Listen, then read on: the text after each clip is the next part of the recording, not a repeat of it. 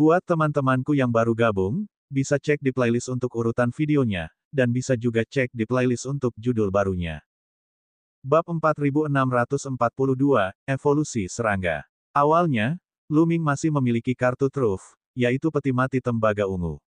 Namun, dia tidak bisa membuka peti mati tembaga ungu itu sama sekali.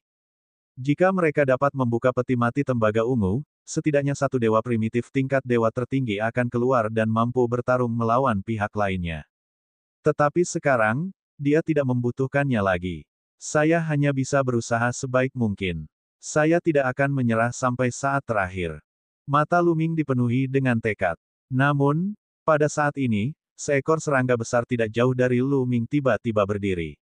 Serangga ini adalah serangga terakhir yang mereka lawan, yang bentuknya seperti belalang sembah. Sebelumnya, serangga ini pernah mengalami pertarungan sengit dan penuh luka. Ia mengalami luka berat dan jatuh ke tanah setelah menelan kepala lawannya. Semua orang mengira serangga itu mati karena luka-lukanya. Mereka tidak menyangka serangga itu akan berdiri lagi. Terlebih lagi, luka-lukanya telah pulih sepenuhnya.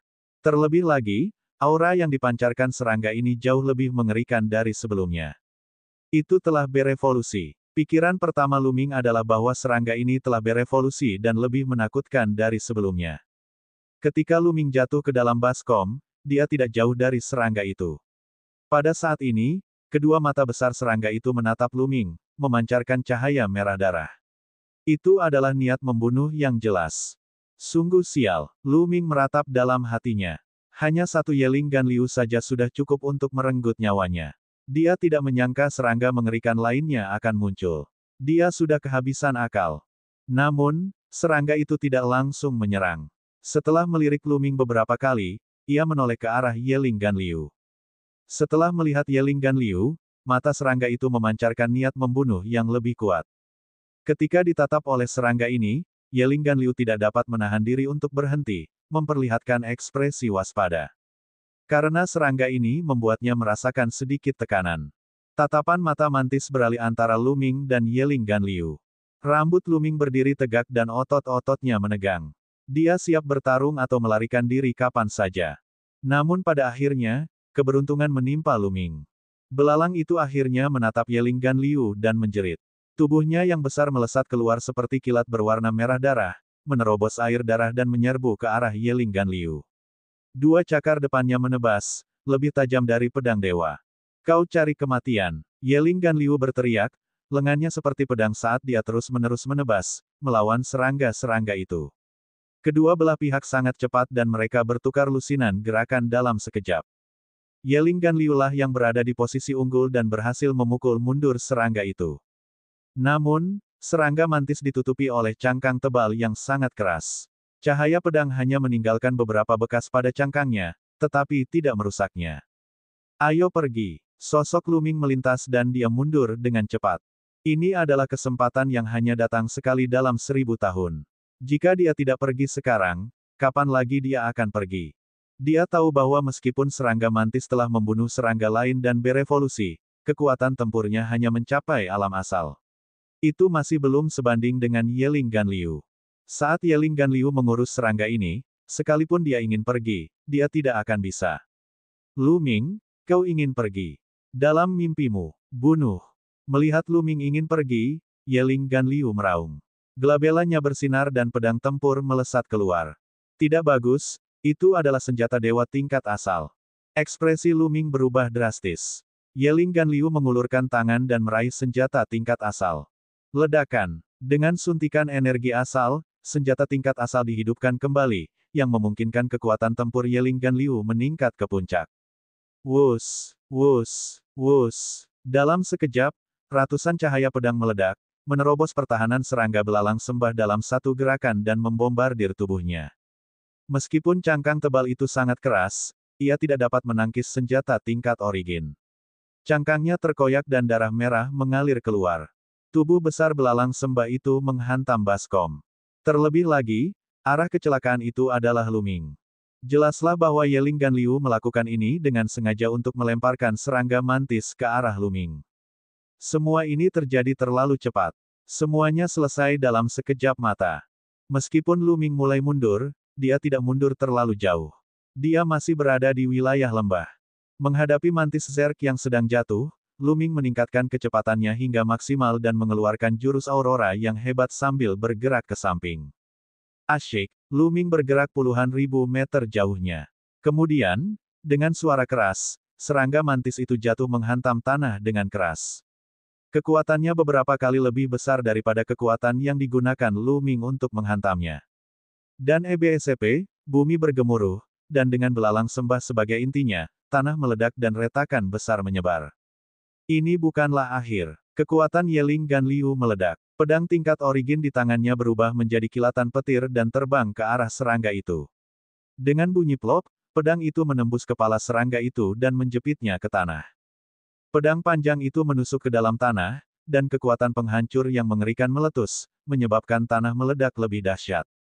Ledakan, ledakan, ledakan, retakan besar terbentuk, dan kabut tebal berwarna darah mengalir keluar dari retakan tersebut. Ini, pupil mata Luming mengecil. Dasar cekungan itu tampak kosong. Satu demi satu, mereka dibombardir oleh kekuatan mereka yang kuat, dan tanahnya ditembus. Ledakan, ledakan, ledakan, tanah terus retak dan bebatuan pecah menjadi potongan-potongan kecil lalu berjatuhan. Di bawahnya, ada cahaya darah yang pekat. Luming melihat ke bawah. Kosong. Dasar baskom itu kosong. Pada saat itu, di dalam cincin kekacauan, lengan Raja Manusia bergetar lebih hebat lagi. Mungkinkah bagian tubuh Raja Manusia yang lain ada di bawah sini? Jantung Luming berdebar kencang. Ini sangat mungkin terjadi. Yeling Ganliu mengerutkan kening dan menunduk. Ia meraih udara dan senjata tingkat asal itu kembali ke tangannya. Adapun belalang sembah, ia telah mati sepenuhnya. Tubuhnya jatuh bersama batu-batu. Membunuh. Yeling Ganliu berteriak dingin dan menebas Luming dengan pedangnya. Kilatan pedang itu begitu mengerikan hingga hati Luming menjadi dingin. Luming tidak ragu-ragu dan menyerbu ke bawah, memanfaatkan bebatuan yang berserakan untuk menghalangi cahaya pedang Yeling Ganliu. Cahaya pedang Yeling Ganliu menebas bebatuan yang berserakan. Batu-batu itu meledak, tetapi cahaya pedang itu tidak berhenti. Cahaya itu terus menebas ke bawah, mendekati Luming dengan cepat seolah-olah telah menguncinya. Luming tidak punya cara untuk menghindarinya. Blokir itu. Melihat bahwa dia tidak bisa menghindar, Luming hanya bisa menangkisnya. Dia menyalurkan sisa kekuatannya ke lengan Raja Manusia, memicu kekuatan lengan Raja Manusia dan meninjunya. Ledakan. Keduanya beradu untuk kedua kalinya, dan ledakan dahsyat lainnya terdengar. Luming memuntahkan seteguk besar darah, dan tubuhnya jatuh seperti sambaran petir. Untungnya, saat kilatan pedang Yeling Ganliu mencapai Luming, kilatan itu terhalang oleh banyak batu dan sebagian kekuatannya pun hilang. Jika tidak, Luming mungkin tidak dapat memblokirnya. Bab 4643, Peti Mati Berdarah. Yeling Ganliu telah mengaktifkan senjata surgawi tingkat asal untuk menebas dengan pedang ini. Senjata itu jauh lebih kuat daripada yang dia gunakan untuk menebas Luming dengan lengannya. Bahkan jika Luming menggunakan lengan Raja Manusia, dia tidak akan mampu menangkisnya. Namun, setelah dihadang oleh banyak batu, Luming berhasil menangkis pedang itu. Namun, luka yang dideritanya lebih serius dari sebelumnya. Sosok Luming jatuh dengan cepat. Sekarang, ia hanya bisa berharap akan ada perubahan ke arah yang lebih baik. Mari kita lihat berapa banyak gerakan yang bisa kau halangi. Yeling Ganliu mendengus dingin dan bergegas turun juga, mengejar Luming. Dalam sekejap mata, mereka berdua telah turun beberapa ribu mil. Tiba-tiba, pupil mata Luming mengerut. Dia melihat ada peti mati berdarah di bawahnya.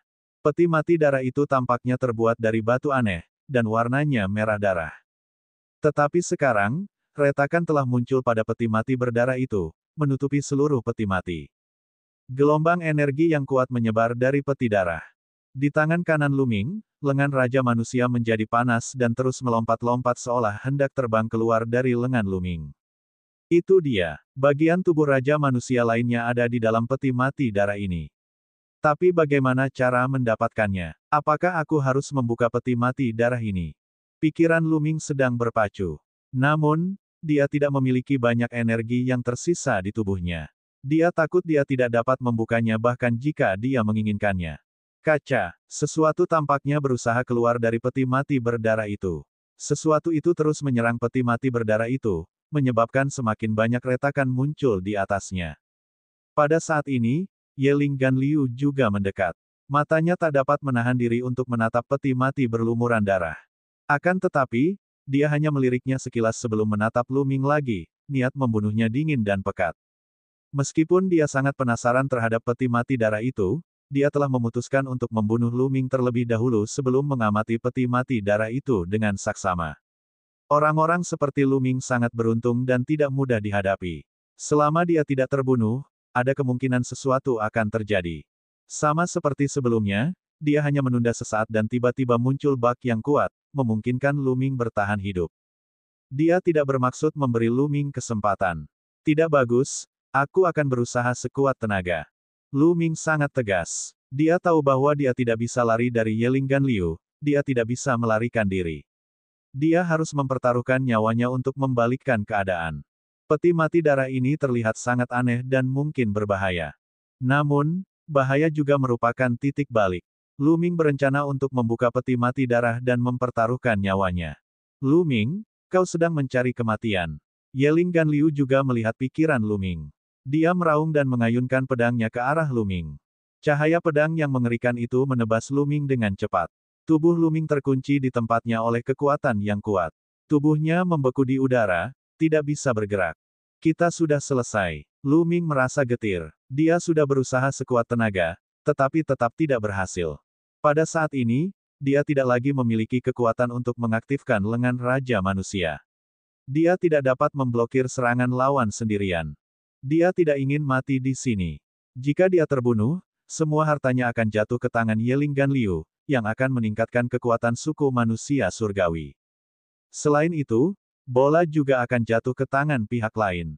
Namun, dia tidak punya pilihan lain. Namun, selalu ada jalan keluar. Pada saat itu, lengan Raja Humanoid di lengan Lu Ming bergetar lebih hebat lagi. Tampaknya beresonansi dengan benda di dalam peti darah, menyebabkan kekuatan yang keluar dari peti darah menjadi lebih mengerikan.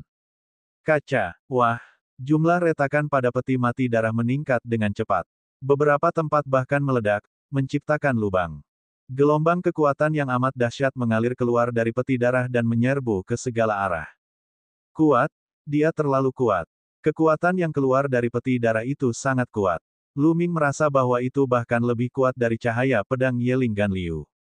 Namun, lengan Raja Humanoid di lengan kanannya memancarkan gelombang energi yang menyebar dari lengan kanannya ke seluruh tubuhnya. Ketika energi dari peti darah itu melesat ke arah Lu Ming, itu tidak menyebabkan kerusakan apapun padanya. Sebaliknya, energi itu melewatinya dan bertabrakan dengan cahaya pedang Yeling Ganliu. Kedua energi itu saling beradu. Pada akhirnya, cahaya pedang Yeling Ganliu bergetar dan runtuh, berubah menjadi ketiadaan. Energi yang menakutkan terus menyapu ke arah Yeling Ganliu. Brengsek, Yeling Ganliu berteriak marah, dia sangat tidak rela. Dia sudah cukup tegas untuk menyerang Lu Ming secara langsung, ingin membunuh Lu Ming terlebih dahulu. Namun, masih ada kejadian yang tidak terduga. Kekuatan di dalam peti darah itu begitu mengerikan, hingga langsung mematahkan serangan pedangnya. Bahkan dia takut dengan kekuatan ini dan ingin menghindarinya. Namun, Lu Ming baik-baik saja. Hal ini membuatnya marah dan sangat marah. Dia cepat-cepat mundur, tetapi kekuatan itu terus mengalir ke arahnya. Dia menebas beberapa kali, tetapi dia tidak dapat menahan kekuatan ini. Sialan, Lu Ming, tunggu saja. Yeling Ganliu menggeram dengan enggan, lalu bergegas maju. Sebelum energi peti mati itu bisa mencapainya, dia sudah bergegas keluar dari baskom. Ledakan, ledakan, ledakan. Energi dalam peti darah terus menyebar ke segala arah, menyebabkan tanah bergetar hebat. Sebagian energi juga mengalir keluar dari baskom, menembus awan, dan menyebar ke segala arah. Apa itu? Begitu mengerikan, bahkan Yeling Ganliu berhasil melarikan diri. Mundur, kita akan mundur. Bahkan para ahli resiprositas pun tidak dapat menghentikannya. Kita akan mundur. Banyak orang berteriak dan mundur dengan panik. Lu Ming. Dia. Mo Chang dan yang lainnya memiliki ekspresi jelek. Yang lainnya menggelengkan kepala dan mendesah. Mereka semua mengira Lu Ming telah meninggal. Pada saat Yeling Ganliu mengejar Lu Ming, dia mungkin sudah membunuhnya. Bahkan jika dia tidak terbunuh oleh Yeling Ganliu, Energi yang keluar dari bawah begitu mengerikan sehingga Yeling Ganliu pun ingin dia melarikan diri. Namun, Lu Ming tidak terlihat di manapun. Orang bisa membayangkan apa yang terjadi pada Lu Ming. Tidak, keberuntungan Lu Ming sangat kuat. Dia tidak akan mati semudah itu. Aku telah melihatnya menghadapi banyak situasi putus asa, tetapi dia selalu bertahan. Kali ini sama saja. Mari kita mundur dulu. Ucap Tang Jun dengan tatapan penuh tekad. Dia sangat mengenal Lu Ming. Dia menyadari bahwa Lu Ming memiliki karakteristik ayahnya. Dia sangat beruntung dan selalu dapat menemukan cara untuk bertahan hidup. Di masa lalu, dia telah menghadapi kesulitan yang tak terhitung jumlahnya, tetapi pada akhirnya dia bertahan. Kali ini, dia juga percaya bahwa Lu Ming tidak akan mati. Tang Jun dan yang lainnya segera mundur ke kejauhan. Di dasar baskom, Lu Ming berdiri di dekat peti darah dan mengamatinya dengan saksama. Semakin banyak retakan muncul di peti mati darah, dan semakin banyak energi mengalir keluar, membuatnya semakin mengerikan. Jika bukan karena energi di lengan Raja Manusia yang melindunginya, Lu Ming yakin bahwa dia akan dihancurkan oleh energi yang mengerikan itu. Tidak ada satu sel pun yang akan tertinggal. Apakah benar-benar ada bagian lain dari tubuh Raja Manusia di sini?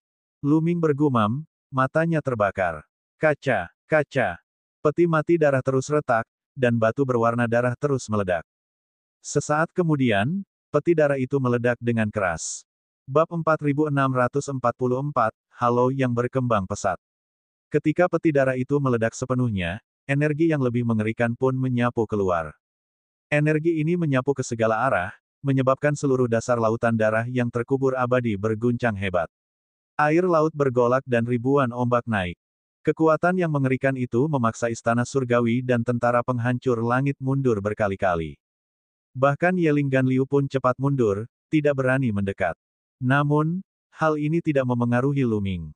Mata Lu Ming membelalak saat dia menatap tempat peti mati darah itu meledak. Ada secercah harapan di matanya, berharap bahwa itu adalah bagian lain dari tubuh Raja Manusia di dalamnya. Namun, dia kecewa. Di dalam peti darah itu, tidak ada bagian lain tubuh Raja Manusia, hanya bola cahaya. Bola cahaya itu pada awalnya hanya sebesar kepalan tangan, namun sedetik kemudian, ia tiba-tiba mengembang dengan cepat dan menjadi lebih besar. Dari seukuran kepalan tangan, dengan cepat ia tumbuh sebesar bola basket, lalu sebesar tangki air. Itu terus membesar. Lu Ming memperhatikan bahwa bola cahaya itu tampak aneh. Ia dibentuk oleh 8 cincin cahaya. 8 lingkaran cahaya ini berada pada sudut yang berbeda. Jarak antara masing-masing dari 8 lingkaran cahaya itu sama, membagi seluruh ruang hampa menjadi 8. Di tengah 8 lingkaran cahaya itu, tampaknya ada dunia yang dilindungi oleh 8 lingkaran cahaya itu. Jadi, dari jauh, 8 cincin cahaya itu tampak seperti bola cahaya. Kecepatan halo membesar terus berlanjut. Tak lama kemudian, ia mendekati Lu Ming. Seolah-olah sebuah dunia bertabrakan dan membesar dengan cepat, membawa serta kekuatan yang mendesak keluar. Lu Ming didorong keluar oleh kekuatan ini dan dia terus mundur. Untungnya, meskipun kekuatan yang keluar sangat kuat, itu hanya keluar dengan kecepatan tertentu dan tidak meledak sekaligus. Kekuatan penghancurnya tidak terlalu kuat dan Lu Ming masih bisa menahannya. Ini buruk. Sepertinya ada dunia di dalam 8 cincin cahaya ini. Dunia ini telah terbebas dan berkembang pesat ke ukuran aslinya. Aku harus pergi secepatnya. Jika aku didorong ke benua medan perang Qianqiu oleh kekuatan dunia ini yang terus berkembang, aku takut aku akan tertimpa reruntuhan sampai mati. Saat memikirkan hal ini, Lu Ming tidak ragu lagi. Dia melesat ke langit dan bergegas keluar dari baskom. Setelah Lu Ming bergegas keluar dari baskom, dia menyapu pandangannya ke sekelilingnya tetapi tidak melihat sosok lainnya.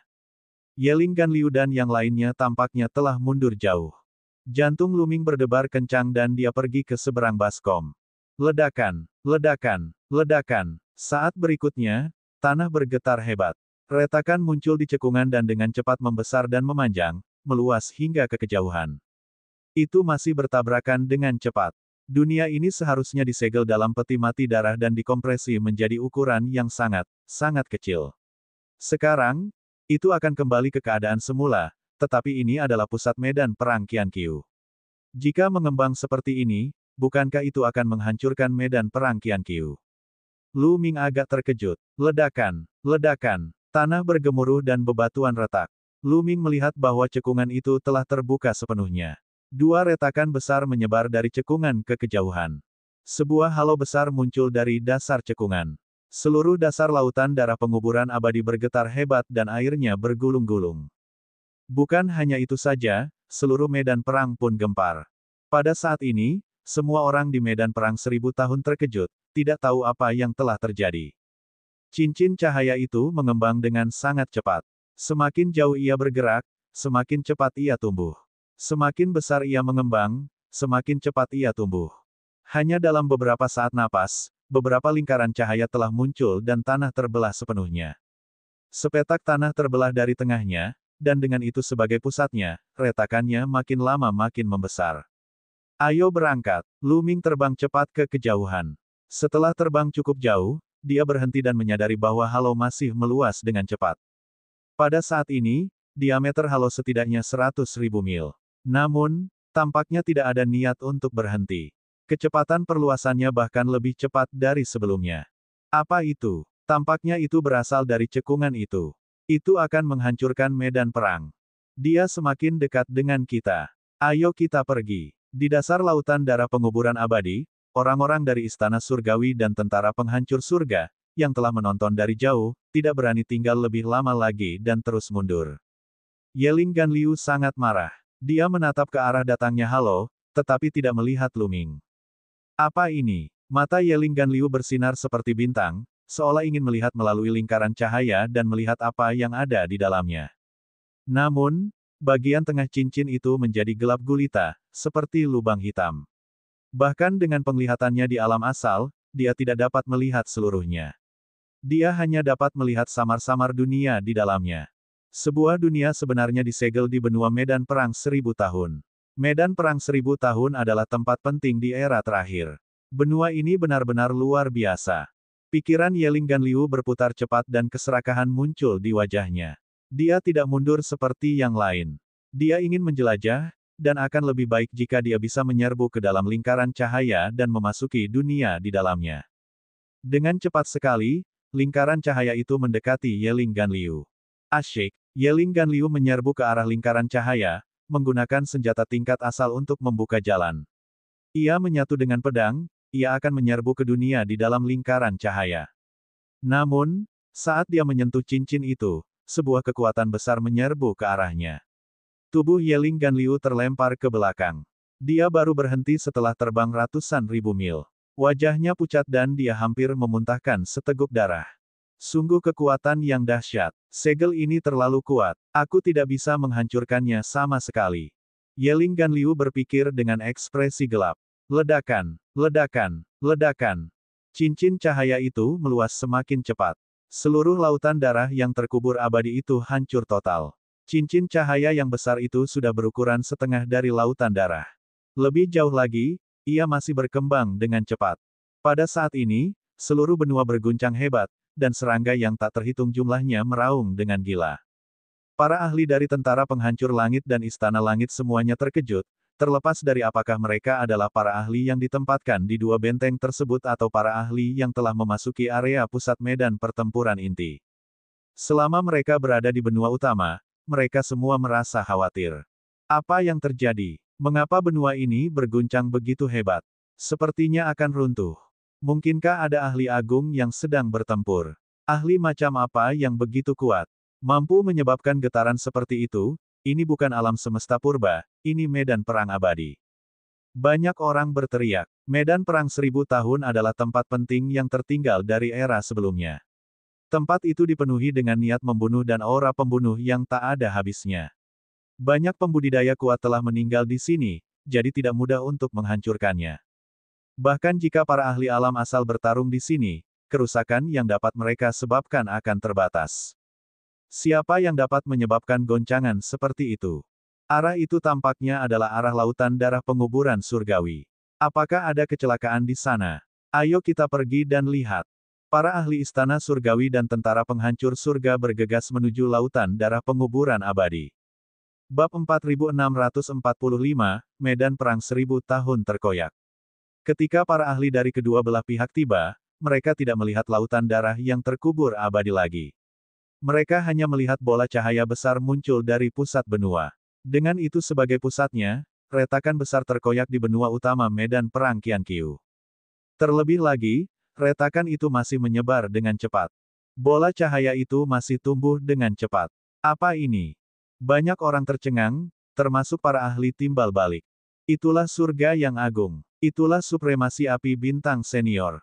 Orang-orang dari istana surgawi dan tentara penghancur surga menemukan para ahli timbal balik dari faksi mereka dan terbang ke arah mereka. Ada juga beberapa pembudidaya timbal balik dari tentara penghancur surga. Tang Xiao, pemujaan asal Starfire, dan pemujaan asal Liu Min. Kakak kedua, apa yang terjadi? Tang Xiao bertanya. Kita juga tidak tahu detailnya. Begini, Tang Jun segera memberitahu mereka semua yang mereka ketahui secara rinci. Lu Ming, ekspresi Tang Xiao berubah menjadi khawatir. Aku tidak tahu apakah semua ini ada hubungannya dengan Lu Ming. Namun, aku yakin dia akan baik-baik saja. Orang itu sangat beruntung. Dia tidak akan mati semudah itu. Ucap Tang Jun dengan tatapan penuh tekad.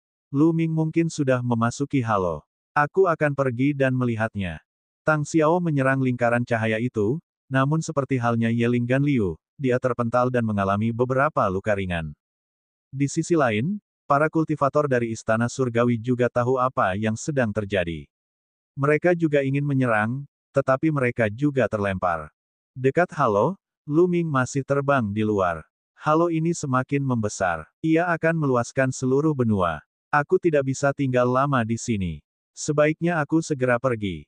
Lu Ming terbang dengan kecepatan penuh dan terbang jauh, menjauhkan dirinya dari halo. Pada saat yang sama, Lu Ming menggunakan teknik imitasi hebat untuk mengubah penampilan dan auranya. Pada saat yang sama, ia menggunakan teknik persembunyian hebat untuk menyembunyikan tubuhnya di sebuah batu besar dan mengendalikan batu itu untuk terbang ke kejauhan. Dia terutama takut kalau Yeling Ganliu akan menemukannya. Faktanya, Yeling Ganliu memang sedang mencari Lu Ming kemana-mana. Dia mengitari lingkaran cahaya dan terbang berkeliling. Selama dia menemukan Lu Ming, dia akan membunuhnya.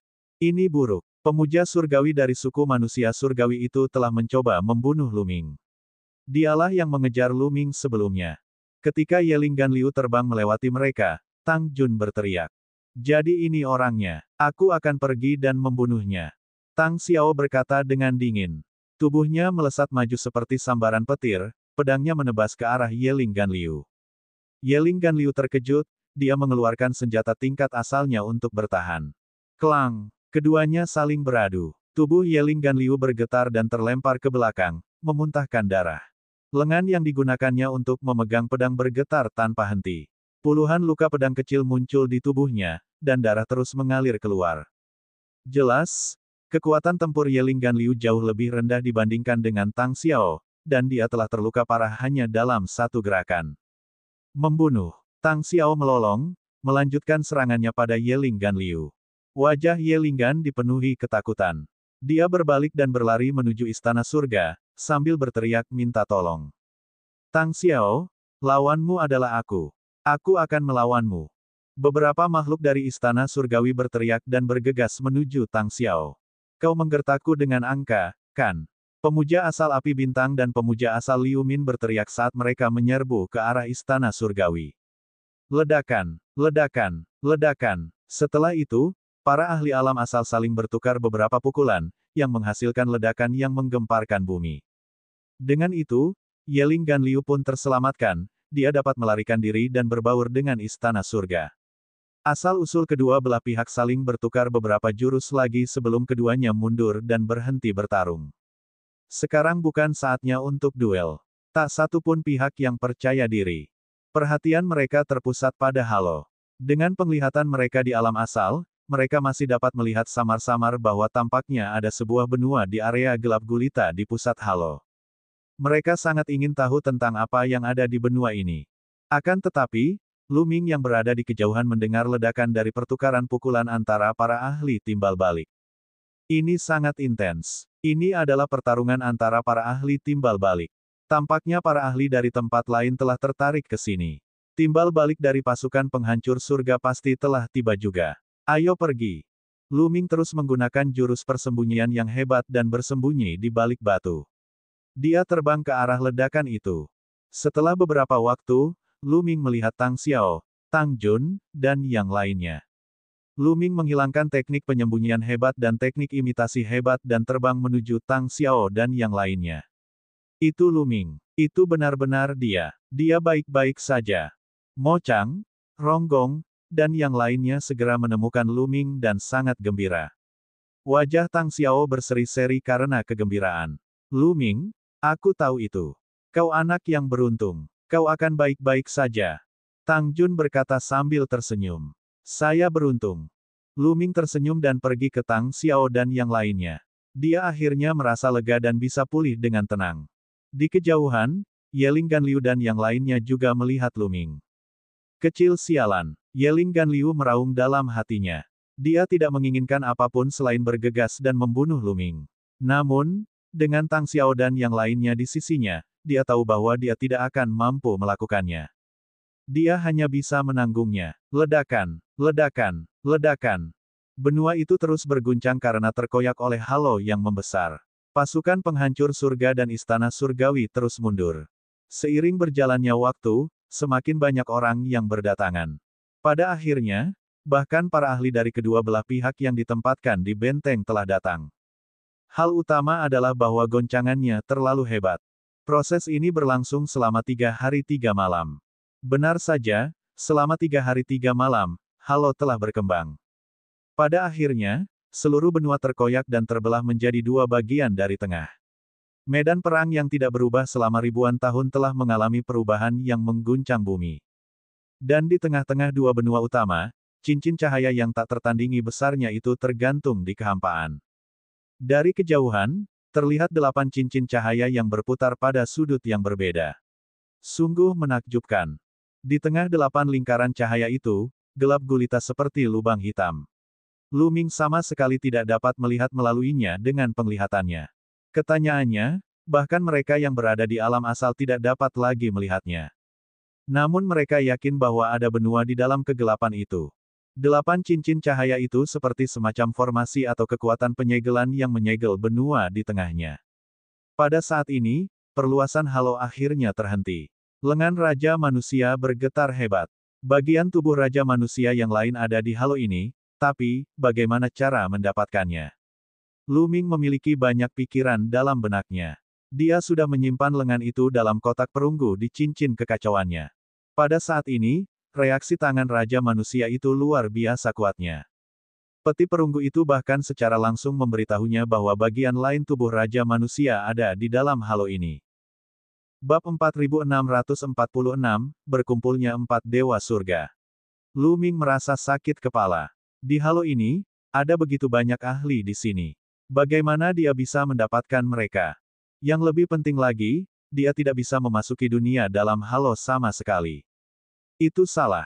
Mata Lu Ming berbinar. Dia tidak bisa masuk lebih awal karena cincin cahaya bertabrakan dengan cepat, menghasilkan dampak luar yang kuat.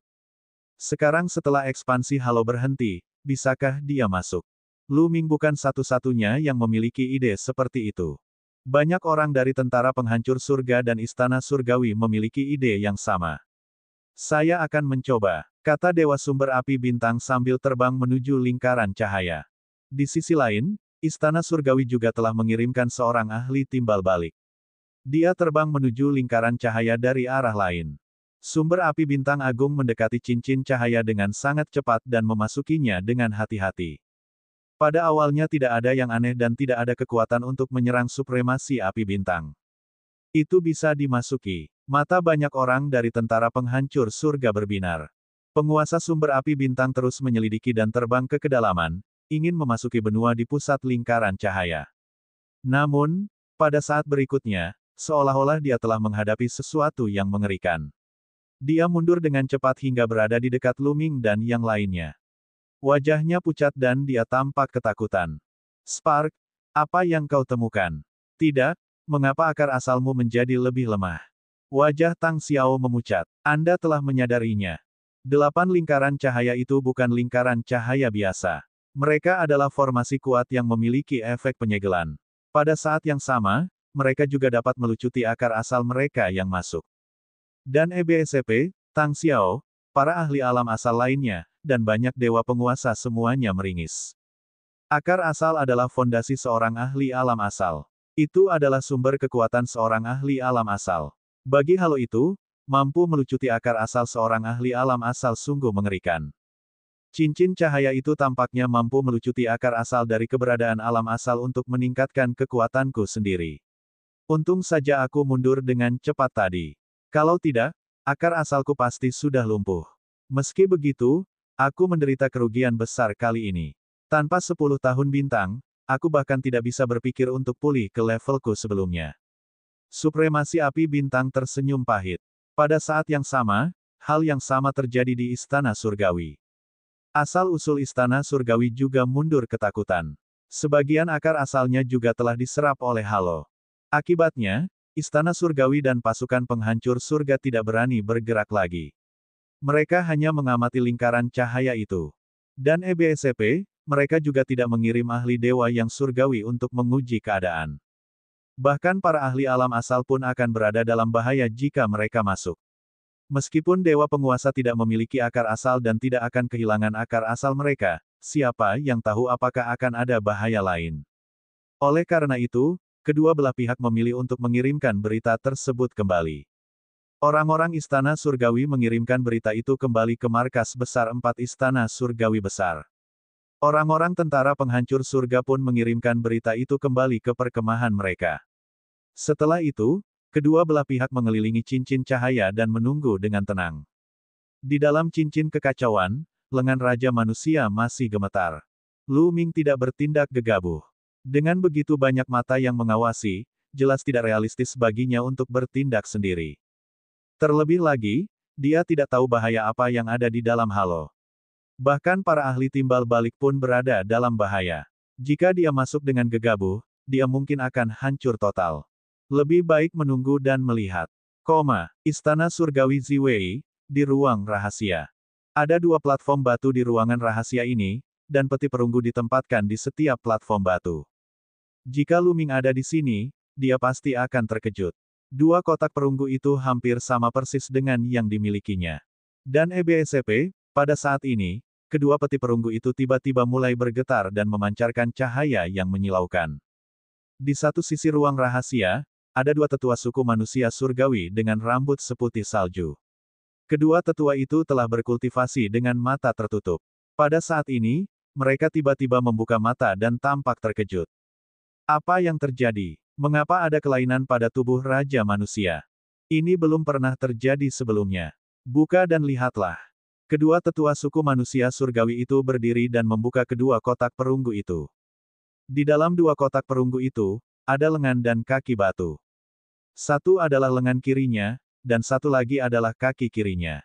Ini sebenarnya adalah 2 bagian tubuh seorang Raja Manusia. Mereka adalah lengan kiri dan kaki kiri tubuh jasmani Raja Manusia. Pada saat ini, tangan kiri dan kaki kiri sang Raja Manusia bergetar tanpa henti sambil menunjuk ke suatu arah tertentu. Apa yang terjadi? Mengapa tubuh Raja yang fana memiliki kelainan seperti itu? Salah seorang tetua manusia surgawi bertanya pada 2 kotak perunggu. Itu karena bagian lain dari tubuh Raja Manusia telah muncul. Sebuah kalimat muncul di salah satu kotak. Bagian tubuh Raja Manusia yang lain sudah muncul. Itu tidak benar. Ada bagian tubuh lain yang muncul sebelumnya, tetapi tubuh Raja Manusia tidak memiliki kelainan seperti itu. Kata seorang lelaki tua, kali ini berbeda. Kemungkinan besar tubuh Raja Manusia sudah muncul. Itulah sebabnya lengan kiri dan kaki kiri Raja Manusia sangat tidak normal. Sebuah kalimat muncul di kotak kedua. Lalu, pada kotak pertama muncullah kalimat berikut, hanya jika keempat anggota tubuh dan kepala seorang Raja Manusia lahir bersama-sama dan beresonansi satu sama lain, maka tubuh Raja Manusia akan muncul dengan sendirinya. Apa? Kedua tetua suku manusia surgawi itu terkejut. Dengan kata lain, keempat anggota tubuh dan kepala Raja Manusia semuanya telah muncul, tetapi istana surgawi mereka hanya memperoleh lengan kiri dan kaki kiri. Siapa yang mendapat 3 lainnya? Hal pertama yang mereka pikirkan adalah tentara penghancur surga. Di alam semesta purba, selain bala tentara penghancur langit, kekuatan manakah lagi yang dapat menandingi istana langit? Aku harus segera melaporkan hal ini kepada penguasa langit. Kata seorang lelaki tua. Baiklah, Kamu tetap di sini dan lihat saja. Aku akan segera melaporkannya. Kata lelaki tua satunya sambil berjalan keluar. Tidak lama kemudian, lelaki tua itu menemui penguasa Istana Surgawi Ziwei dan melaporkan kejadian itu. Pemimpin Istana Surgawi Ziwei berusia setengah baya, dengan wajah tegas dan alis tajam seperti pedang. Ia duduk dengan tenang di singgasana, tetapi ada aura kuat yang terpancar darinya. Hal itu membuat orang sulit berdiri di depannya. Inilah penguasa Istana Surgawi Ziwei, penguasa sejati alam semesta purba. Di seluruh jagat raya purba, hanya para penguasa 3 istana surgawi lainnya yang dapat sejajar dengannya. Aku tahu, kamu boleh pergi. Tuan Istana Surgawi Ziwei tampak tenang, lalu melambaikan tangannya dan menyuruh orang tua itu pergi. Hari itu akhirnya tiba. Tuan Istana Surgawi Ziwei berbisik, lalu mengeluarkan giok Dewa Mimpi dan mengirimkan 3 pesan. Ketiga berita ini dikirimkan kepada penguasa Istana Surgawi Ilusi, penguasa Istana Surgawi Hongmeng, dan penguasa Istana Surgawi Rahasia Surgawi. Sudah saatnya bagi Sang Patriark untuk keluar dari pengasingannya. Aku ingin tahu apakah Sang Patriark telah berhasil. Setelah menyebarkan berita itu, penguasa Istana Surgawi Ziwei bergumam pada dirinya sendiri. Kemudian, dia berdiri, melangkah maju, dan menghilang tanpa jejak. Istana Surgawi Ilusi dan Gunung Surgawi Ilusi merupakan tempat terlarang yang paling penting di Istana Surgawi Ilusi. Tempat ini dikelilingi oleh berlapis-lapis formasi, dan ada banyak pembudidaya kuat dari Istana Surgawi yang menjaganya. Biasanya, selain penguasa Istana Surgawi Ilusi dan beberapa pemuja surgawi kelas atas, tidak ada seorang pun yang diizinkan masuk. Pada hari ini, keempat Dewa Langit telah berkumpul. Bab 4647, Ahli nomor 1 dari suku manusia surgawi. Keempat Dewa Langit memasuki Gunung Abadi Alam Mimpi bersama-sama dan menunggu di pintu masuk sebuah gua. Keempat Dewa Langit berdiri berjajar dan menatap gua itu dengan penuh rasa hormat. Jika orang lain di alam semesta melihat ini, mata mereka mungkin akan keluar dari rongganya. Siapakah mereka? Mereka adalah penguasa 4 istana surgawi yang agung, penguasa sejati alam semesta purba, tokoh yang tak terkalahkan, dan penguasa sejati alam semesta. Keempatnya sebenarnya sedang menunggu seseorang dengan penuh hormat. Bahkan jika mereka memberitahu orang lain, tidak ada yang akan mempercayainya. Kaca. Pada saat ini, pintu batu gua terbuka dan seorang pemuda dari suku manusia surgawi berjalan keluar. Pemuda itu tampak sangat muda, baru berusia 20-an.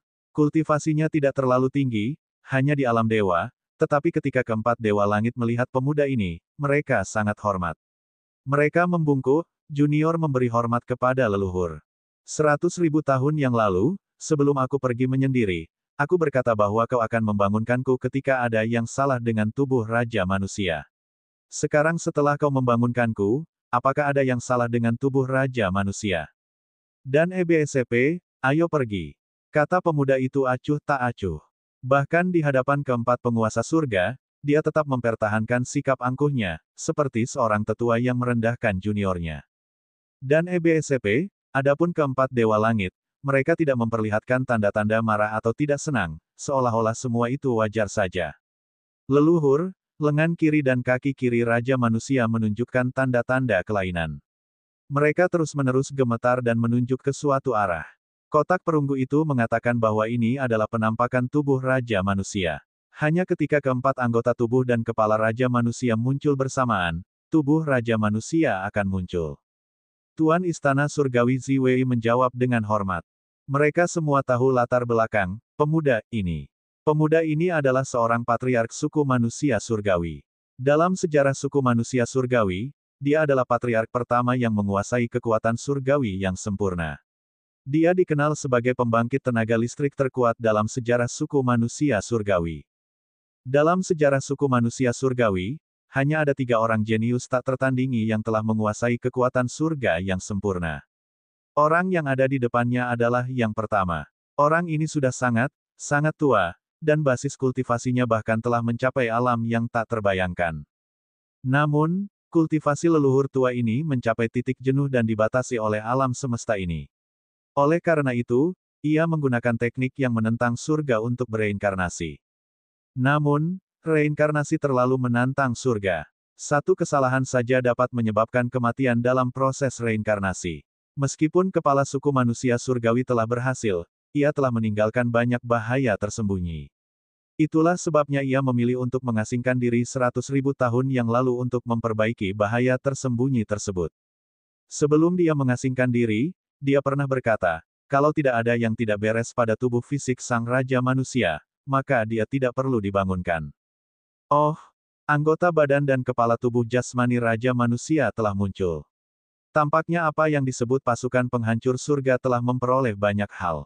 Itu bagus. Aku akan sedikit berolahraga kali ini dan mengambil kesempatan untuk mengendalikan tubuh jasmani raja manusia.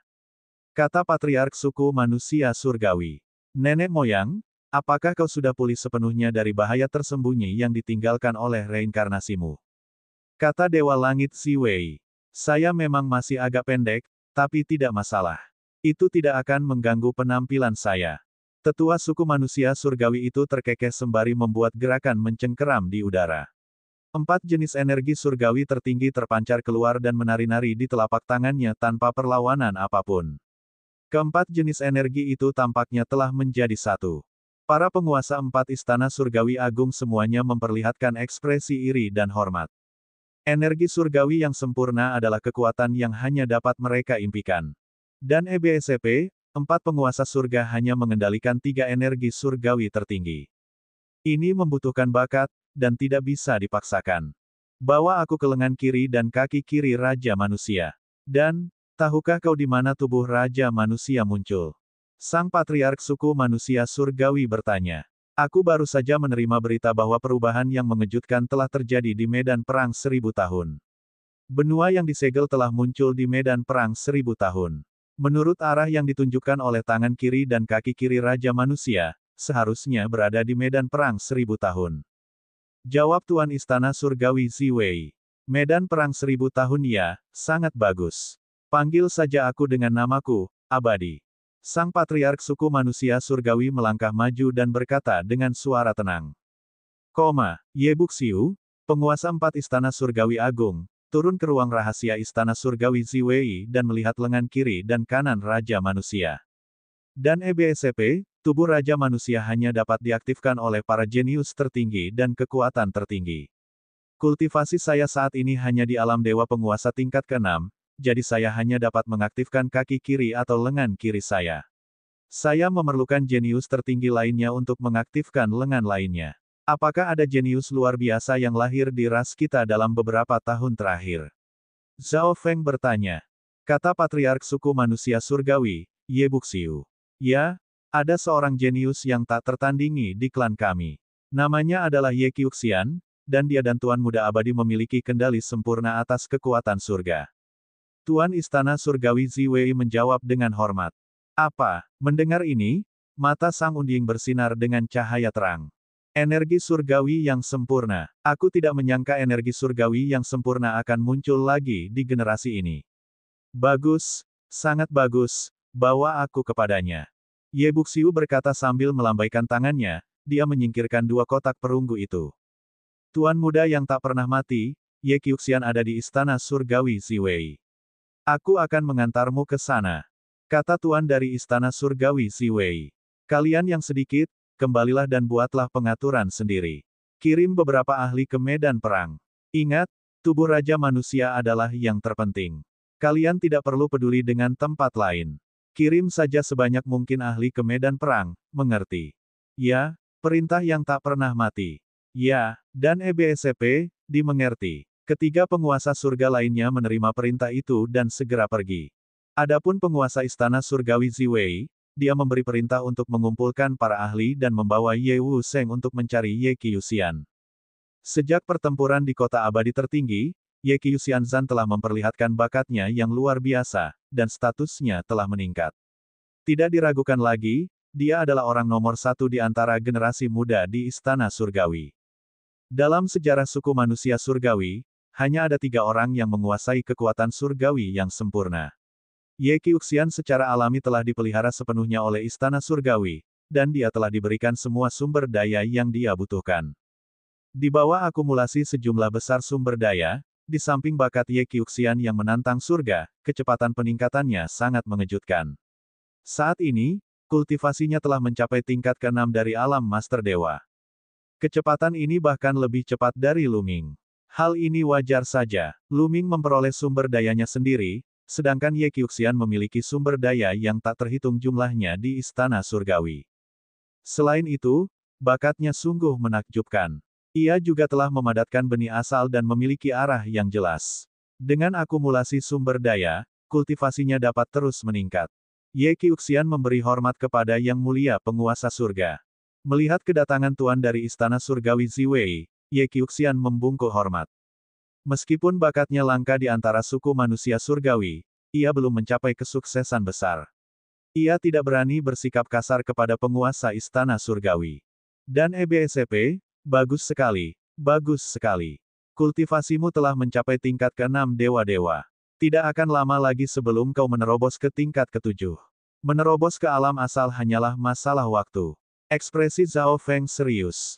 Tuan Istana Surgawi Ziwei mengangguk, sangat puas dengan Ye Qiuxian. Ia kemudian memperkenalkan, Ye Qiuxian, ini adalah Tuan Muda Abadi. Cepatlah dan beri penghormatan. Bab 4648, Sempurna versus Sempurna. Ye Qiuxian sedikit mengernyit, menatap Ye Buxiu sekilas. Dia juga merupakan anggota generasi muda suku manusia surgawi, tetapi dia diminta untuk bertemu Ye Wusheng. Siapakah di antara generasi muda suku manusia surgawi yang layak menerima kunjungannya? Namun, demi tuan dari Istana Surgawi Ziwei, Ye Qiuxian menangkupkan tinjunya dengan santai dan berkata, "Salam, Saudara Abadi." Sikap Ye Qiuxian membuat ekspresi penguasa Istana Surgawi Ziwei berubah drastis, dan dia berteriak, "Qiuxian, beraninya kau. Sikap macam apa ini? Cepatlah dan minta maaf kepada Tuan Muda yang tak pernah mati." Saya, Ye Qiuxian juga sedikit tertegun. Tuan Istana Surgawi Ziwei, apa yang terjadi? Sejak pertempuran di Kota Abadi Tertinggi, Ye Qiuxianzan telah memperlihatkan bakatnya yang tak tertandingi. Para petinggi Istana Surgawi, termasuk para penguasa surga, semuanya sangat sopan dan melindunginya. Mereka tidak pernah memarahinya seperti ini sebelumnya. Hari ini, mereka benar-benar memarahinya karena seorang pemuda lain.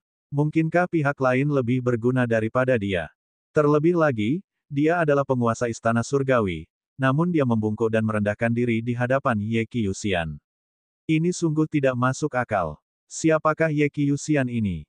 Ye Qiuxian, kukatakan padamu, mulai sekarang, kau akan mengikuti Tuan Muda Abadi dengan patuh dan mendengarkan perintahnya.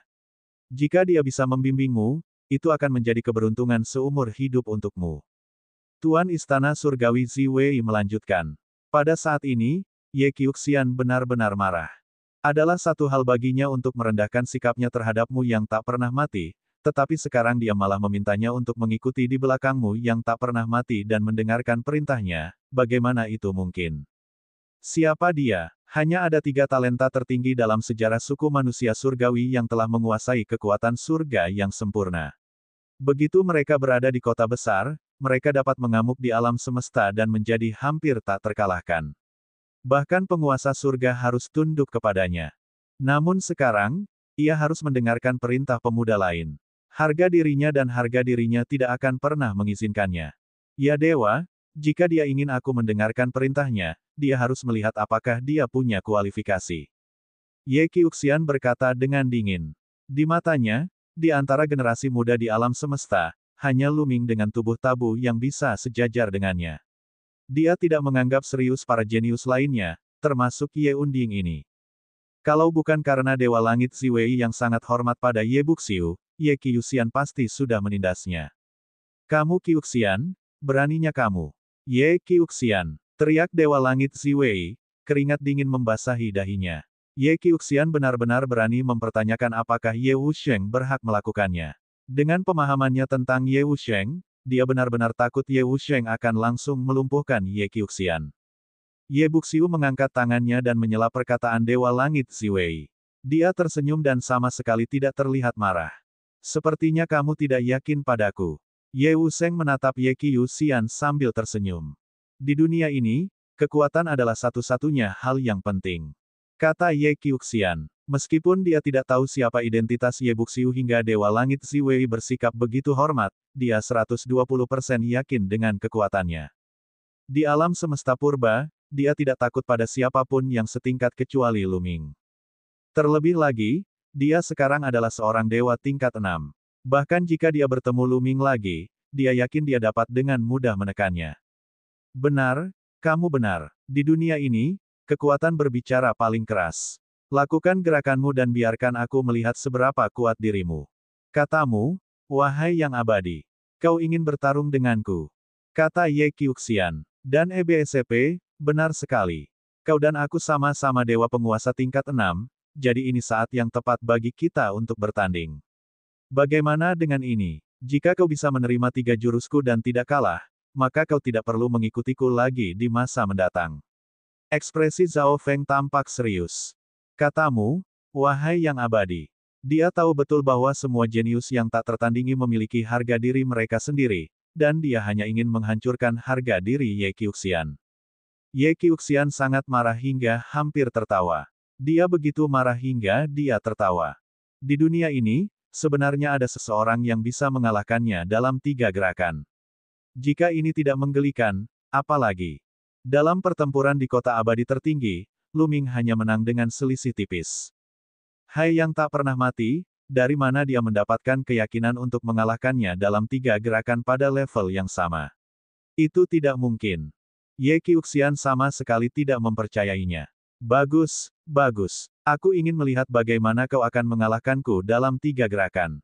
Ye Qiuxian tertawa terbahak-bahak, dan aura yang kuat terpancar dari tubuhnya.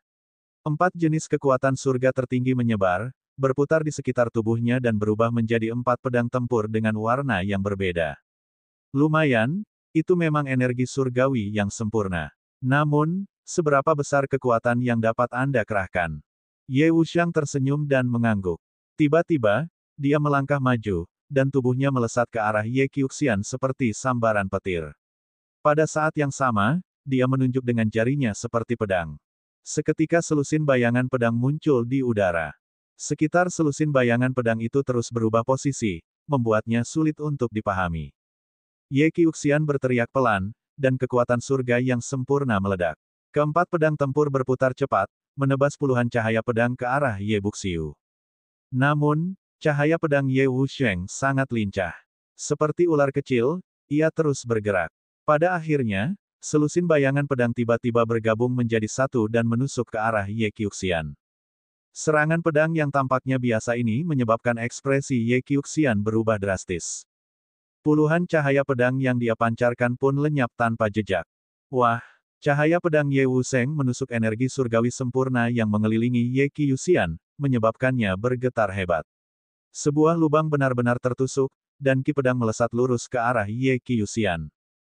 Tidak bagus. Hati Ye Qiuxian bergetar, dan dia melesat keluar dengan seluruh kekuatannya. Keempat pedang tempur yang dibentuk oleh energi surgawinya yang sempurna berubah menjadi formasi pedang, berputar cepat. Baru kemudian mereka berhasil menghalangi cahaya pedang Ye Wuxiang. Namun, Ye Qiuxian sendiri juga mundur 1000 meter jauhnya. Meskipun kekuatan surga yang sempurna itu dahsyat, kamu masih jauh dari mampu menggunakannya dengan baik. Ada kekurangan di mana-mana, dan kamu bahkan tidak dapat menahan satu pukulan pun. Ye yang tak pernah mati berkata dengan acuh tak acuh. Mustahil. Kekuatan surga yang sempurna tidak memiliki kekurangan. Semua yang terjadi tadi adalah kebetulan. Itu pasti kebetulan. Ye Qiuxian meraung. Matanya memerah, karena dia telah menerima pukulan yang sangat keras. Dia benar-benar dipaksa mundur olehmu yang tak mati dalam satu gerakan. Jurus yang baru saja dilancarkan Ye Buxiu tidak terlalu kuat, namun membuat Ye Qiuxian merasa sangat tidak nyaman, seakan-akan titik lemahnya telah diserang, dan dia tidak dapat mengerahkan seluruh tenaganya. Akan tetapi, bagaimana mungkin kekuatan surgawi yang sempurna itu memiliki kelemahan? Ia mengira bahwa itu hanya kebetulan saja. Wah, Ye Qiuxian melangkah maju di udara. Kali ini, dia mengambil inisiatif untuk menyerang. Keempat pedang tempurnya berubah menjadi formasi pedang, dan pedang ki melesat ke langit. Dia mengerahkan segenap tenaganya pada gerakan ini dan menyerang ke arah Ye Qiuxian. Energi pedang yang besar hampir menenggelamkannya. Akan tetapi, dia masih sangat tenang dan tersenyum saat berdiri di sana. Saat pedang Qi hendak mencapainya, dia meraihnya di udara, dan 4 jenis kekuatan surgawi tertinggi muncul, berubah menjadi pedang tempur. Melihat kekuatan Ye Wusheng, mata Ye Qiuxian melebar, memperlihatkan ekspresi tidak percaya. Asyik, Ye yang tak pernah mati itu melancarkan gerakan, menebas dengan pedang yang tak tertandingi. Pada saat serangan pedang ini dilancarkan, Ye Wusheng telah mengubah sedikitnya beberapa ribu arah, berbenturan dengan formasi pedang Ye Qiuxian beberapa ribu kali. Bab 4649, Angin dan Awan berkumpul di medan perang selama 1000 tahun. Dalam sekejap mata, serangan dari kedua belah pihak bertabrakan ribuan kali. Kemudian, formasi pedang Ye Qiuxian meledak dengan keras. Dia terlempar puluhan ribu meter jauhnya, berdiri di kehampaan seperti orang bodoh. Ada luka pedang sepanjang 30 meter di dadanya, dan darah mengalir keluar. Luka pedang ini secara alami disebabkan oleh Ye Wusheng. Dia dikalahkan. Hanya dalam 2 gerakan, Ye Qiuxian dikalahkan. Energi surgawi yang sempurna. Anda benar-benar dapat menggunakan energi surgawi yang sempurna. Bagaimana mungkin? Ye Qiuxian bergumam pada dirinya sendiri sambil menatap Ye Buxiu dengan ekspresi tercengang, matanya dipenuhi ketidakpercayaan. Di antara generasi muda manusia surgawi, sebenarnya ada seseorang yang dapat mengendalikan kekuatan surga yang sempurna. Ini adalah energi surgawi yang sempurna. Dalam sejarah panjang suku manusia surgawi, hanya 3 orang yang pernah lahir. Ini bukanlah sesuatu yang dapat dikontrol dengan mudah.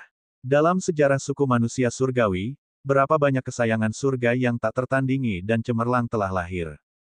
Jumlah mereka terlalu banyak, dan proporsi mereka yang mampu mengendalikan energi surgawi yang sempurna terlalu kecil. Sudah merupakan suatu keajaiban baginya muncul di era ini. Namun kini, telah muncul satu lagi. Terlebih lagi, meskipun mereka hanya bertukar 2 gerakan, Ye Qiuxian menyadari bahwa kendali Ye Buxiu atas kekuatan surga yang sempurna jauh lebih kuat daripada miliknya. Tepat seperti yang dikatakan oleh Sang Keabadian, energi surga yang sempurna miliknya memiliki kekurangan yang dapat dengan mudah dilihat oleh Sang Keabadian. Ini merupakan pukulan besar bagi Ye Qiuxian. Matanya tiba-tiba menjadi sedikit lesu. Ini lebih dari 10 kali dampak kekalahannya oleh Lu Ming.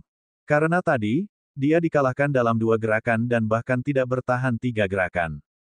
Kecerdasan buatan. Tuan Istana Surgawi Ziwei mendesah dalam hatinya. Dengan pengalamannya, dia tentu sangat jelas. Bersaing dengan yang abadi dengan energi surgawi yang sempurna bagaikan memamerkan keterampilan seseorang di hadapan seorang ahli. Pengendalian Ye Wusheng terhadap kekuatan surga yang sempurna sudah sempurna, sedangkan Ye Qiuxian masih seorang pemula yang baru saja menguasainya. Cacat dan kelemahan energi surga yang sempurna semuanya terungkap di mata Ye Wusheng. Itulah sebabnya Ye Qiuxian dikalahkan oleh Ye Wusheng dalam 2 gerakan. Itu karena Ye Qiuxian ditekan dengan sempurna oleh Ye Wusheng. Sebenarnya, tidak ada banyak perbedaan dalam kekuatan tempur mereka.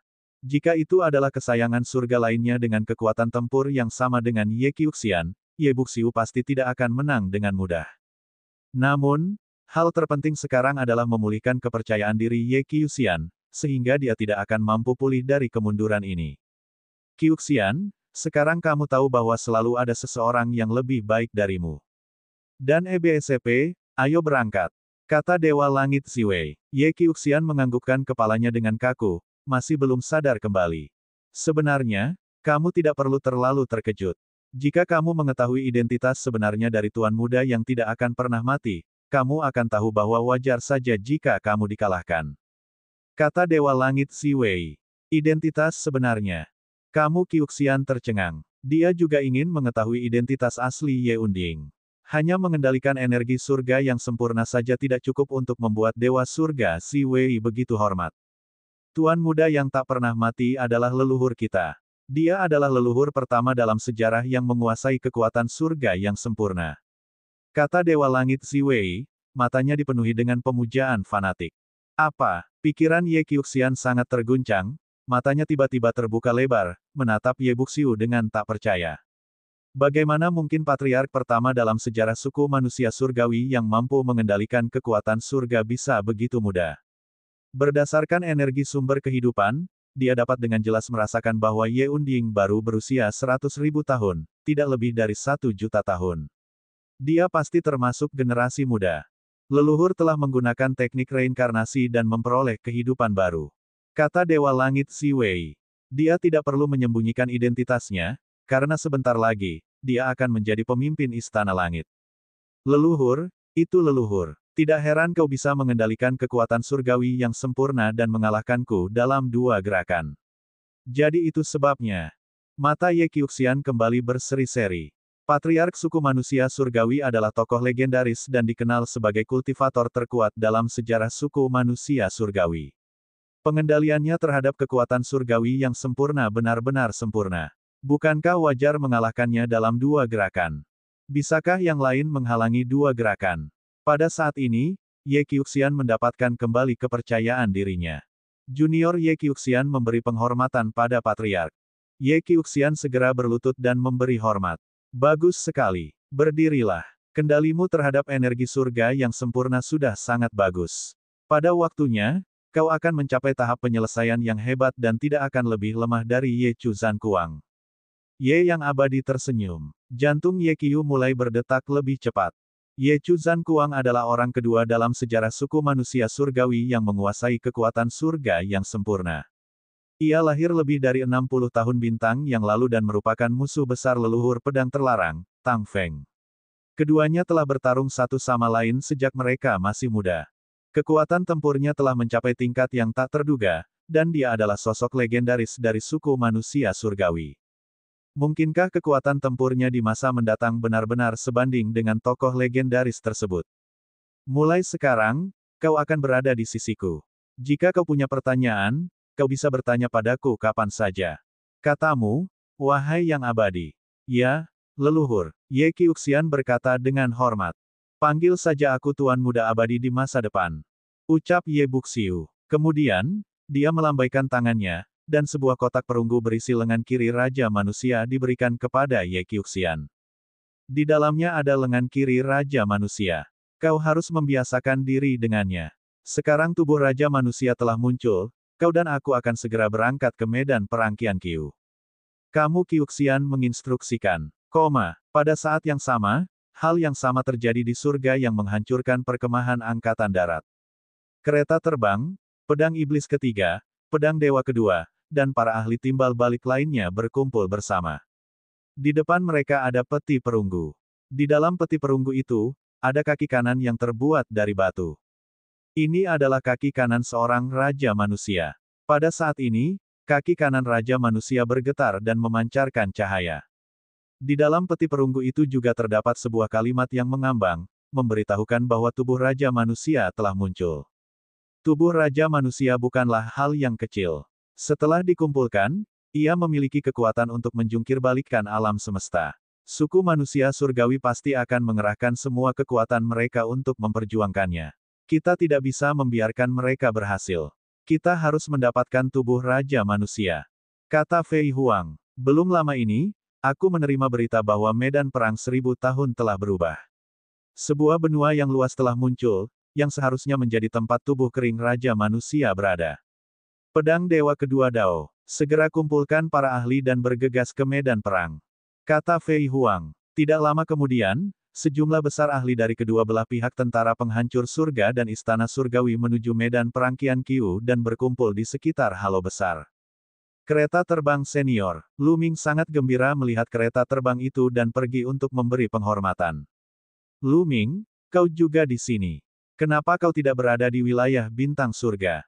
Belati terbang sedikit terkejut melihat Lu Ming. Tidak ada yang perlu saya jelajahi di wilayah bintang surgawi. Itulah sebabnya saya datang ke sini. Lu Ming terkekeh dan mengubah nada suaranya. Kereta terbang senior, bagaimana kabar King kecil dan yang lainnya sekarang? Dan EBSP, mereka masih berkultivasi. Lumayan, kultivasimu sebenarnya telah mencapai tingkat kelima Dewa Penguasa. Tingkat peningkatanmu jauh melampaui ekspektasiku. Ekspresi Zhao Feng berubah. Belati terbang itu mengukur Lu Ming dan mengangguk puas. Bab 4650, ras semi-abadi muncul. Kemudian, Tang Xiao dan yang lainnya datang menyambutnya. Status kereta terbang di pasukan penghancur langit sangat tinggi, dan kekuatan tempurnya juga berada di puncak pasukan penghancur langit. Tubuh Tabu bukan hanya untuk pamer.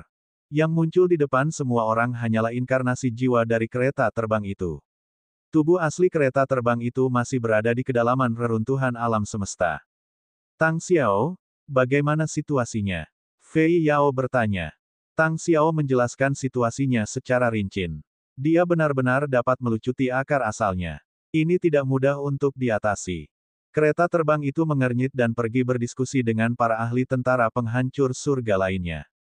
Misalnya, tikus spiritual ruang waktu yang ahli dalam daur ruang waktu, kura-kura dewa dunia yang ahli dalam rune dan susunan, serta master penempa senjata. Dia ingin melihat apakah dia dapat menemukan cara untuk melewati 8 cincin cahaya dan memasuki benua di pusat cincin cahaya. Di sisi istana surgawi, sejumlah besar pembangkit tenaga listrik juga telah berkumpul dan berdiskusi. Tidak lama kemudian, istana surgawi mengirim beberapa master yang ahli dalam rune untuk mempelajarinya, untuk melihat apakah mereka dapat memecahkan 8 lingkaran cahaya.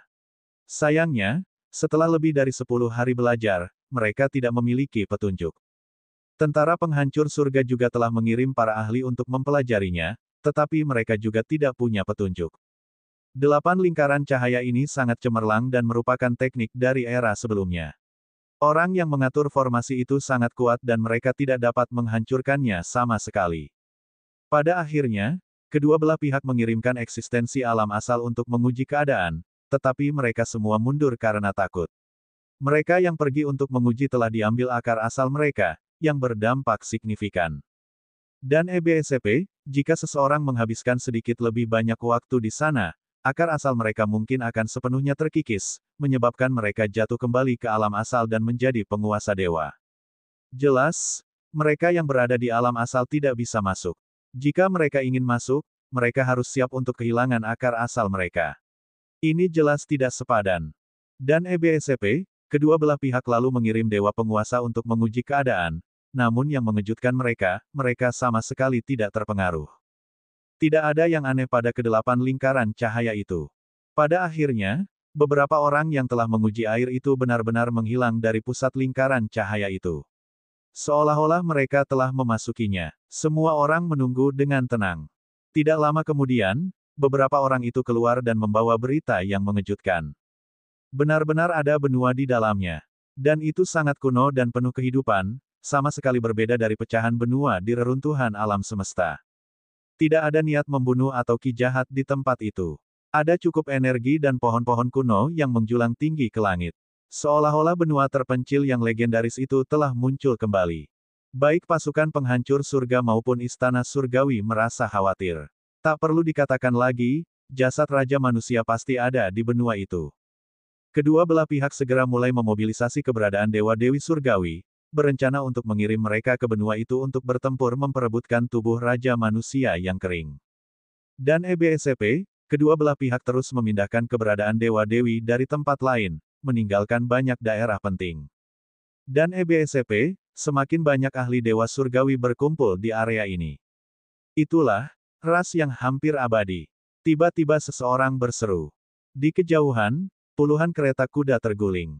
Di kereta kuda itu, ada banyak sosok. Sosok-sosok ini tampak mirip dengan manusia. Satu-satunya perbedaan adalah mereka semua memiliki tanda merah di antara kedua alisnya. Masing-masing dari mereka mengenakan pakaian maraton sutra es seputih salju, tampak seperti dewa. Bukan hanya tentara penghancur langit saja yang terkejut, suku manusia surgawi dan ras-ras lain di alam semesta juga ikut terkejut. Suku semi-abadi adalah ras yang sangat istimewa. Mereka tampak menyendiri dari dunia dan umumnya tidak peduli dengan pertikaian di alam semesta purba. Tidak peduli apapun jenis pertempurannya, mereka tidak akan berpartisipasi dan jarang menunjukkan diri. Bahkan suku manusia surgawi tidak dapat memimpin suku yang hampir abadi. Kali ini, banyak sekali orang yang diberangkatkan. Mungkinkah ras semi-abadi, yang selalu menyendiri dari dunia, juga tertarik pada tubuh Raja Manusia? Apakah ini ras yang hampir abadi? Aneh, auranya seperti aura manusia, tetapi ada perbedaan. Lu Ming mengamati ras yang hampir abadi itu dengan rasa ingin tahu. Ini adalah pertama kalinya dia melihat seseorang dari ras semi-abadi. Setelah ras yang hampir abadi itu tiba, mereka berdiri di kehampaan dan tetap diam. Mereka tidak berbicara kepada siapapun. Hanya 10 besar saja sudah sangat arogan. Kau bahkan tidak menyapa kami saat melihat suku manusia surgawi. Setelah kami membasmi para pemberontak, suku yang hampir abadi itu juga tidak bisa dibiarkan hidup. Beberapa kultivator manusia surgawi muda berkata dengan tidak senang. Tentu saja, para anggota tua dari suku manusia surgawi tidak banyak bicara. Sepertinya persaingan kali ini akan sangat ketat. Perjalanan ini akan penuh dengan bahaya. Setelah masuk, kalian harus berhati-hati. Selain itu, kalian harus bekerja sama dan melawan musuh bersama-sama. Kereta terbang itu menatap dengan serius ke arah Master Surgawi tingkat tinggi dari surga yang sedang menghancurkan tentara. Semua dewa-dewa mengangguk. Mereka tahu apa yang harus dilakukan tanpa perlu kereta terbang untuk menjelaskannya. Jumlah dewa-dewa di Istana Surgawi jelas lebih banyak dari mereka, dan mereka merasakan tekanan yang luar biasa. Juga, kamu harus membawa bagian-bagian lain dari tubuh Raja Manusia juga. Dengan begitu, kamu akan dapat menemukan tubuh Raja Manusia dengan lebih baik. Pada saat-saat kritis, kamu bahkan dapat menggunakan kekuatan tubuh Raja Manusia untuk melawan musuh-musuhmu. Namun, mustahil bagi orang biasa untuk mengaktifkan tubuh Raja Manusia dan menggunakan kekuatan tubuh Raja Manusia. Kamu hanya dapat mengaktifkannya dengan mengendalikan kekuatan yang sangat kuat. Lu Ming. Pada saat ini, tatapan belati terbang itu beralih ke Lu Ming. Yang lainnya juga memandang Lu Ming. Jelas saja, Lu Minglah yang paling cocok. Kekuatan terlarang itu pasti cukup untuk mengaktifkan tubuh Raja Manusia. Namun, Lu Ming menggelengkan kepalanya berulang kali dan menolak. Dia sudah memiliki tubuh Raja Manusia, dan ketika dia mengaktifkannya, dia hanya bisa bertahan sebentar saja. Dia tidak bisa menggunakan yang lain. Meskipun dia menginginkannya, dia takut memegangnya di tangannya akan merusak rencana pasukan penghancur surga. Jika dia tidak dapat menggunakannya pada saat kritis dan menyebabkan pasukan penghancur surga berada dalam masalah, dia akan berada dalam masalah besar. Bukan saja dia tidak akan mendapatkan tubuh Raja Manusia pada akhirnya, tetapi Istana Surgawi juga akan mendapatkan keuntungan darinya. Ini bukanlah yang ingin dilihat Lu Ming. Saat melihat Lu Ming menggelengkan kepalanya, belati terbang itu mengernyit. Meskipun dia tidak tahu mengapa Lu Ming menolaknya, dia pasti punya alasannya. Anak ini tidak akan menolak dalam keadaan normal. Selain itu, dia sangat berani dan tidak akan takut. Mungkinkah anak ini sudah memiliki? Saat memikirkan hal ini, jantung belati terbang itu berdebar kencang. Ia menatap Lu Ming dengan penuh perhatian. Kalau begitu, serahkan saja pada Si. Kekuatan surgawi primordialmu telah bermutasi dan menjadi lebih maju. Kau seharusnya bisa mengaktifkan tubuh jasmani Raja Manusia. Lalu, tatapan kereta terbang itu tertuju pada seorang lelaki berusia 30-an. Dan EBSCP, orang ini adalah dewa asli, dewa penguasa tingkat 8 dengan kekuatan tempur yang sangat kuat. Kekuatan surgawi aslinya telah bermutasi, membuatnya lebih kuat daripada dewa asli lainnya. Kekuatan surgawi asli dari para dewa asli sangatlah kuat. Makhluk dari ras lain mengolah kekuatan surgawi dan terus membangkitkan faktor kekuatan surgawi asal. Pada akhirnya, mereka akan mencapai tingkat kekuatan surgawi asli para dewa. Kekuatan surgawi primordial Si juga telah mengalami mutasi dan secara alami sangat kuat. Itu adalah salah satu kekuatan teratas di seluruh alam semesta. Setelah berkata demikian, Flying Dagger menyerahkan peti perunggu kepada Si. Bab 4651, bagian lain yang lengkap dari benua purba. Itu memang tubuh Raja Manusia. Aku ingin tahu dari bagian mana itu. Jantung Lu Ming berdebar kencang. Kotak perunggu itu sama persis dengan yang diperolehnya. Sebelumnya, Lu Ming telah mengetahui dari peti perunggu bahwa tubuh Raja Manusia telah lahir. Hanya ketika anggota badan dan kepala lahir bersamaan, dia dapat merasakannya. Oleh karena itu, ia sudah mengetahui bahwa selain lengan kanan, seluruh anggota tubuh dan kepalanya telah lahir. Ia sudah menduga bahwa itu mungkin berada di tangan tentara penghancur langit dan istana langit. Tentara penghancur surga hanya punya satu. Apakah istana surgawi punya tiga? Hati Lu Ming tergerak. Dalam sekejap mata, belasan hari berlalu.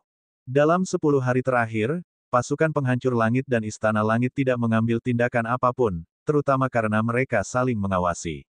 Jika satu pihak bergerak, pihak lain juga akan segera bergerak. Oleh karena itu, tidak ada pihak yang mengirim siapapun ke Halo, terutama karena dewa utama dari kedua belah pihak belum tiba. Belum saatnya untuk bertindak. Mencabut sehelai rambut akan memengaruhi seluruh tubuh. Jika satu pihak mulai bergerak, pihak lain pasti akan segera bergerak. Pada saat ini, tentara penghancur surga siap beraksi. Hal ini terjadi karena sebagian besar dewa penguasa mereka telah tiba. Itu adalah pertama kalinya Lu Ming menyaksikan kekuatan tentara penghancur langit. 5.000. Totalnya ada 5.000 dewa penguasa. Jumlah yang mengerikan. Lu Ming tidak menyangka tentara penghancur langit memiliki 5.000 guru surgawi. Namun, itu adalah hal yang wajar jika dia memikirkannya. Hanya pasukan penghancur surga saja yang memiliki ribuan master dewa di medan perang Qianqiu. Ada beberapa tempat penting lainnya seperti medan pertempuran 1000 tahun di reruntuhan alam semesta, dan setiap tempat dijaga oleh sejumlah besar makhluk agung dari tentara penghancur surga.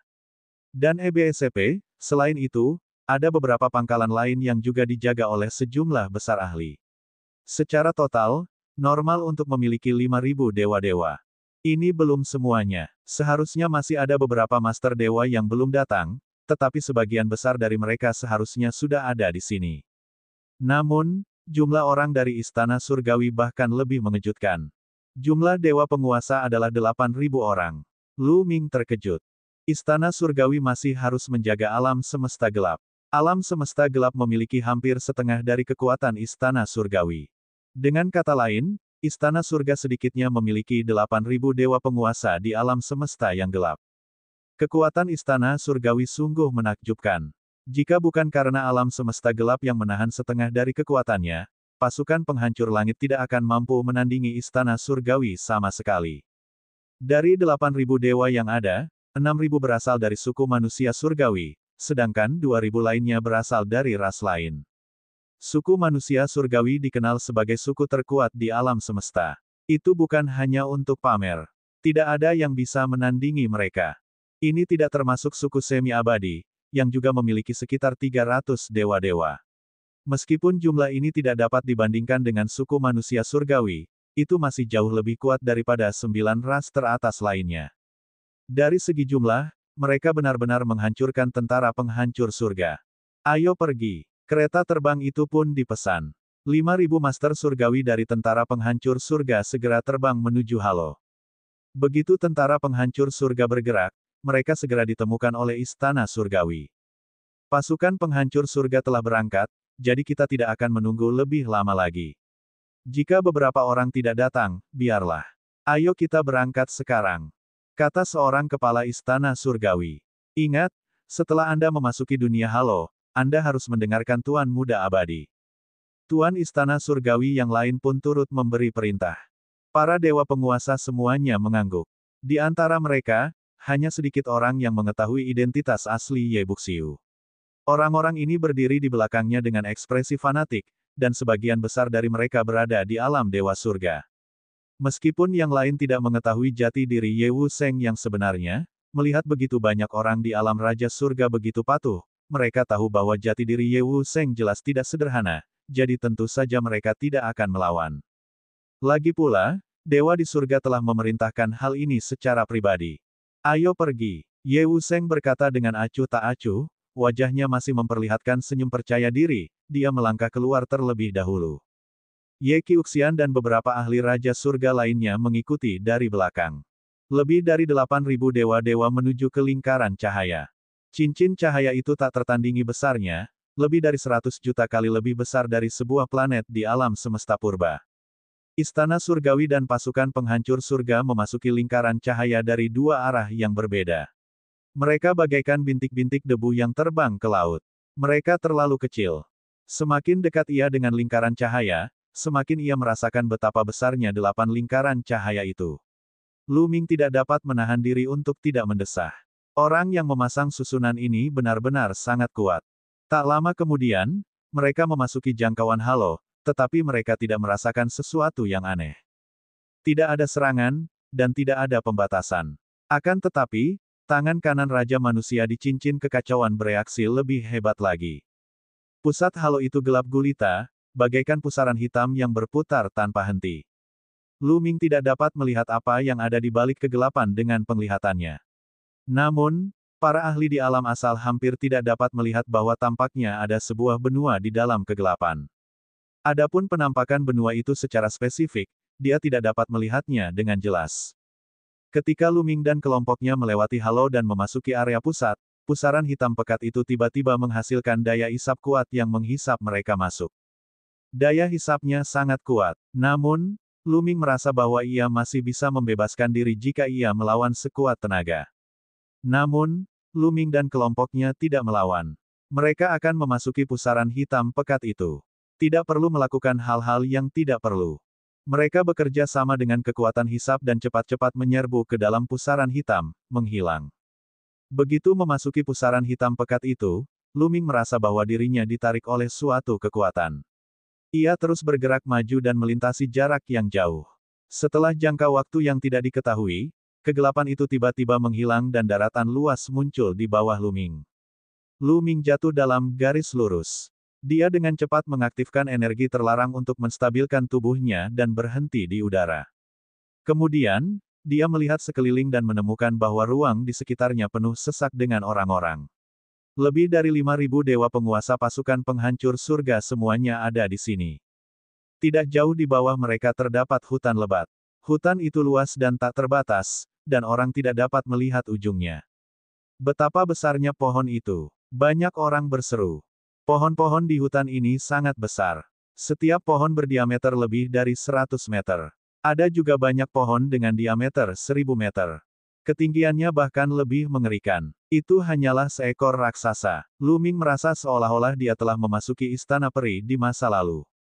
Yang paling mengejutkan Lu Ming adalah dia merasakan aura yang familiar dari benua ini. Primal, kuno, luas, berat, agung.